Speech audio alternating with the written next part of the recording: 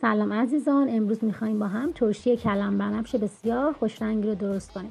برای درست کردن این ترشی نیاز داریم به یک عدد کلم بنفش شسته شده و خشک شده، یک قاشق غذاخوری آب لیمو، نصف عدد فلفل سبز برای عطر و طعم بهترش و یک قاشق نمک.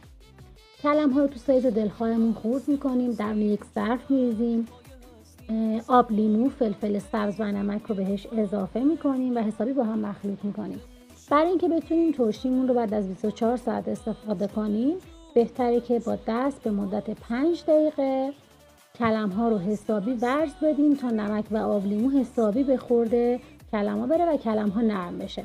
نیم ساعت بهش استراحت میدیم درون همون ظرف و بعد از نیم ساعت کلم ها رو درون شیشه ترشیمون منتقل میکنیم.